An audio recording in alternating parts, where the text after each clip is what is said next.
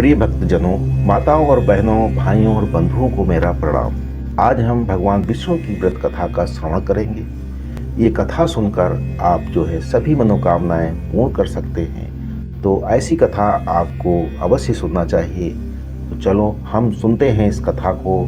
लेकिन सुनने से पहले भक्तजन आप चैनल को सब्सक्राइब कर दें और लाइक कर दें, साथ ही बेल आइकन की घंटी को जरूर दबा दें। तो हम प्रारंभ करते हैं भगवान विष्णु की व्रत कथा।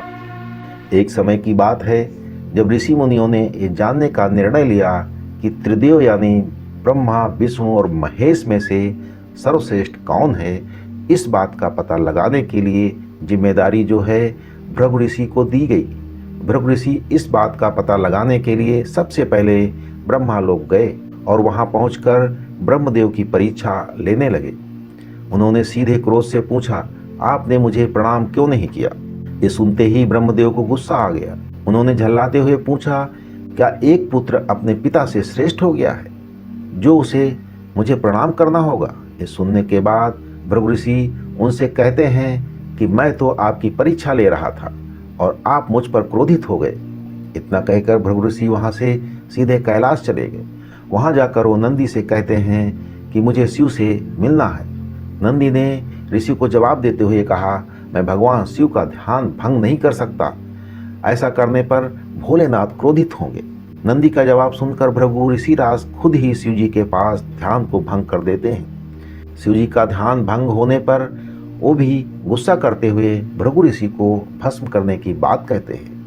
तभी माता पार्वती उन्हें रोकती हैं और ऋषि मुनि को क्षमा करने की प्रार्थना करती हैं। शिव जी के गुस्से को देखने के बाद भृगु ऋषि कैलाश से सीधे बैकुंठ चले जाते हैं। वहां वो देखते हैं कि भगवान विष्णु आराम कर रहे हैं और माता लक्ष्मी उनके पैर दबा रही हैं। उसी वक्त भृगु ऋषि सीधे भगवान विष्णु की छाती पर पैर से प्रहार कर देते हैं। इस प्रहार से भगवान विष्णु की नींद खुल जाती है और वो भृगु ऋषि से प्यार से पूछते हैं, हे ऋषिवर, मेरे कठोर शरीर से कहीं आपके कोमल पैर को चोट तो नहीं लगी। अगर लगी होगी तो मुझे क्षमा कर दे।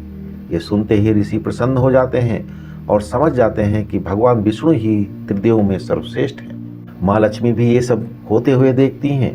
वो गुस्से में कहती हैं, नाथ, उन्होंने आपको पैर से मारा और आप इस तरह प्रेम भाव दिखा रहे हैं। क्रोध में वो भगवान विष्णु को छोड़कर बैकुंठ से सीधे धरती पर चली जाती हैं और महाराष्ट्र के कोल्हापुर में रहने लगती। माता लक्ष्मी के बैकुंठ छोड़ जाने पर भगवान विष्णु को लगता है उनका सम्मान और संपत्ति नष्ट हो गई है। इसी वजह से उनका मन काफी अशांत रहने लगा।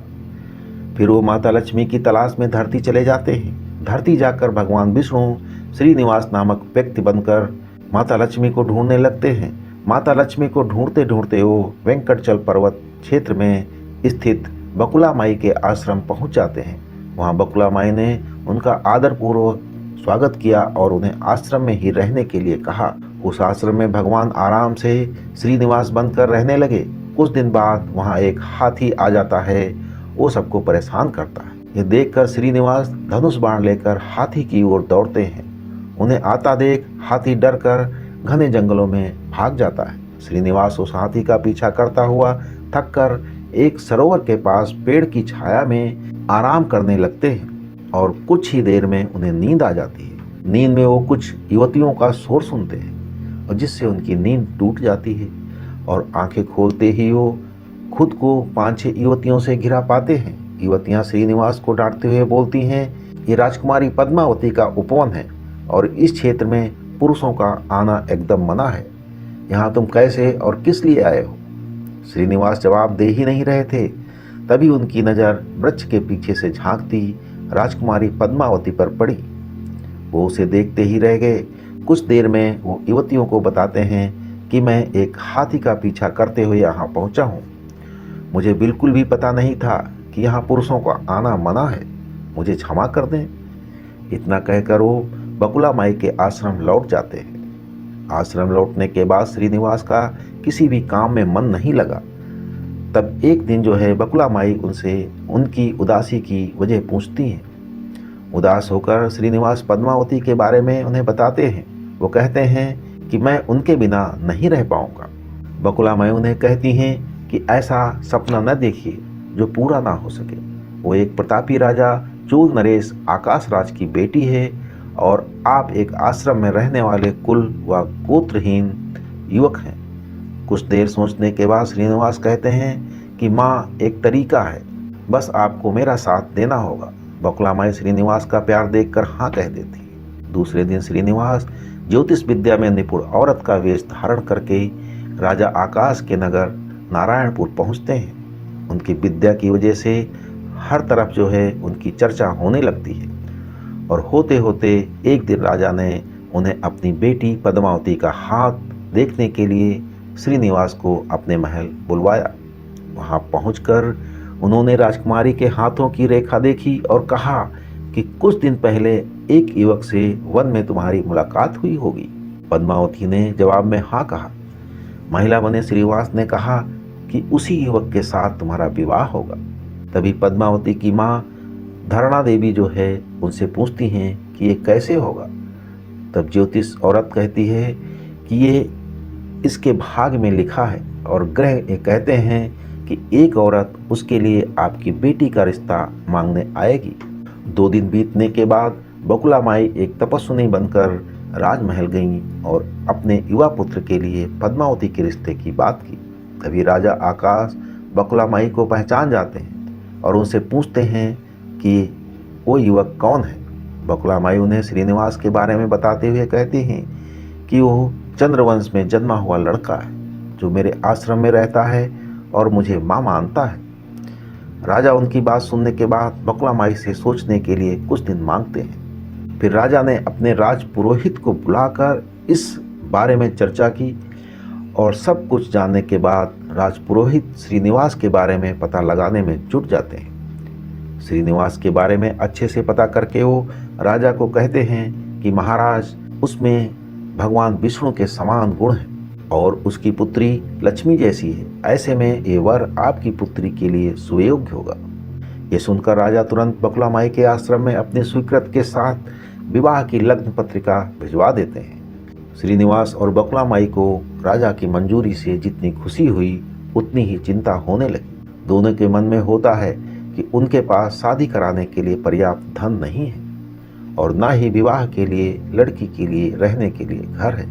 तब बकुला माई श्रीनिवास को लेकर वराह स्वामी के पास जाकर उन्हें श्रीनिवास के शादी में खर्च के लिए धन की कमी की समस्या के बारे में बताती हैं। तब वराह स्वामी 8 दिक्पाल का आवाहन करते हैं। तभी वह ब्रह्मा, शंकर, इंद्र, कुबेर आदि देवता प्रकट हो जाते हैं। फिर वराह स्वामी श्रीनिवास से कहते हैं, तुम खुद ही इन्हें अपनी समस्या के बारे में बताओ। श्रीनिवास देवताओं से पूछते हैं कि मैं चोल नरेश राजा आकाश की पुत्री पद्मावती से शादी करना चाहता हूँ, पर मेरे पास शादी के लिए धन नहीं है। मुझे क्या करना चाहिए? इंद्रदेव ने ये सब सुनकर कुबेर से कहते हैं कि तुम शादी के लिए इन्हें ऋण दे दो।